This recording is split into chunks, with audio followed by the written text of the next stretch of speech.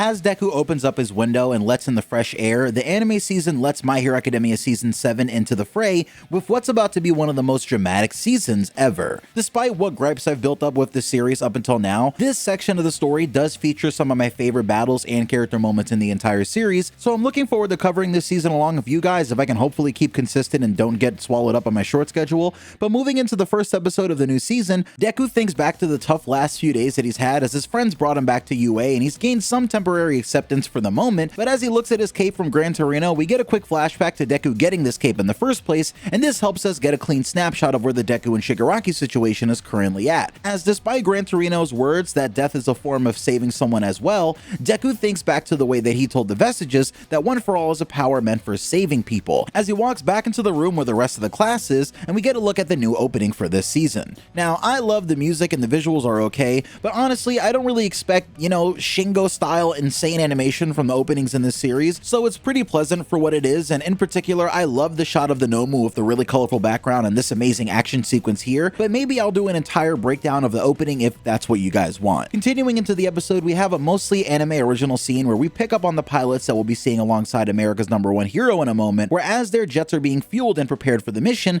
we see Star's group being briefed via the news in regards to their mission, which I like because of course these guys have importance in the events that we're about to see, and any extra scenes of them just lends to make those scenes that are coming up more impactful. On the screen, we see All For One and Shigaraki and learn more about some of the other assassins that All For One set loose on Japan, like Dictator, as we can see the situation in Japan continue to deteriorate. And eventually Star arrives telling everyone it's time, and we transition over to a, I'll have to admit, beautiful shot of Star and her platoon flying over the sky. And sure, I have my issues with the way that the My Hero team makes pretty much any background look outside of the movies, but this is the nicest the literal atmosphere is going to look, so I'll take it with a smile. So far so good as we cut to All For One's secret cave hideout, and he sets up the events of Spinner's plotline for the rest of this season, while also discussing the massive problem that America's #1 hero Star and Stripe represents. She has one of the most powerful quirks in the entire world, but if All For One himself ever had a chance to grasp it, together with One For All and All For One, he'd become something like a godly entity who could achieve all of his goals. But of course, on the path to achieving those goals, he needs Spinner to play his own role as well, as All For One makes Spinner the face of the mutant quirk user revolution, and as all of the pieces fall together while we see Dabi, Toga, Spinner, and Skeptic in the middle of their preparations for the massive war to come, it's finally time to pick up with Japan's heroes for a moment, as Endeavor flies over Hawks and Best Jeanist, trying their best to meet Star and Stripe when she arrives to Japan at a rally point, but quickly learning that Star may never reach the Japanese coast because he is there.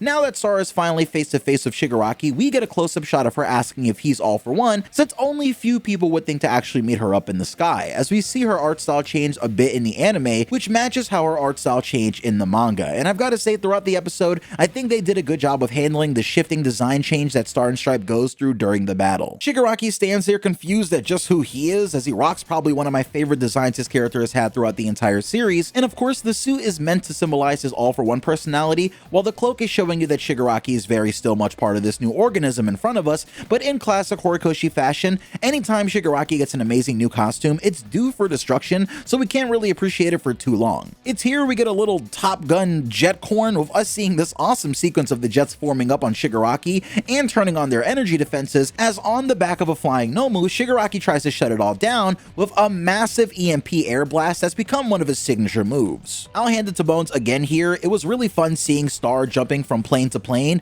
and as she activates her quirk for the first time in front of us and creates a giant area around Shigaraki with no atmosphere at all, I like how, similar to the manga panels, we get these American flag backgrounds for these scenes and a lot of American iconography, as Star's jets form a perfect circle around this massive airless area and start firing their lasers right at Shigaraki, and just flexes on everyone in another one of my favorite scenes of the episode, as he sends every laser flying back twofold, causing Star to have to catch the laser beam with her hand to defend herself, and again, this scene just looks really good in my opinion. As the fight continues, Star finally gets her hands on Shigaraki after knocking him around a bit and giving Anime Only's information on her past and her link to All Might, confirming for anyone still denying at this late stage that the My Hero Academia movies are absolutely canon, as we see All Might saving the girl at the beginning of Two Heroes. Star lands on top of Shigaraki and makes me really jealous for a second, trying to stop Shigaraki's heart, and since Shigaraki's identity is all over the place and he's really not Shigaraki, All For One, or Tenko right now or at any given moment, it makes sense that Star's power, which only works on things she knows the name of, doesn't apply to Shigaraki here, as he more or less brute forces his way through Star's Star's reality warping power, while gross body horror flashes of All for One taking over Shigaraki's inner vestige flash by, and Shigaraki tries to remember his mother and his family to maintain his own sense of self. But eventually this gives way to a massive explosion as Star thinks about why her power didn't work, and we get the explanation of how her quirk works, which is based on her life power and has certain limits to keep it from being the most broken quirk in existence. Shigaraki makes use of his new long hair to talk trash as it flows in the wind, and we get ready for the big climax of the episode as Star prepares her final play. And in preparation for that, she grabs the air itself again and creates a massive Star and Stripes body double, which is nearly completely transparent as Shigaraki actually looks terrified and in awe of this massive clone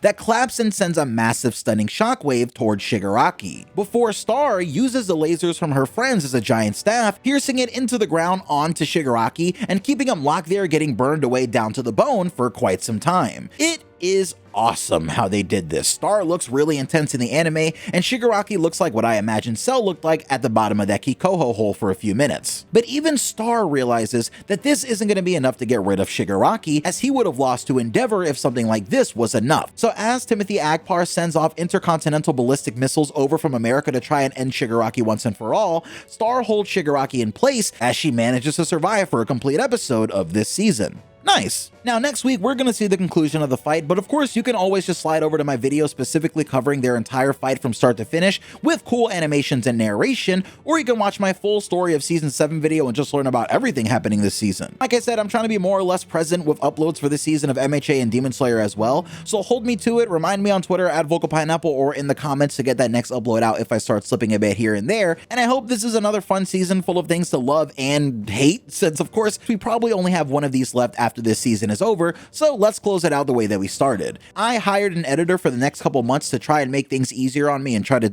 get stuff out for you guys, so if you could please just hit that like or at least follow me on Twitter for more updates, I'd appreciate it, and I'll see you sooner than you think. Peace.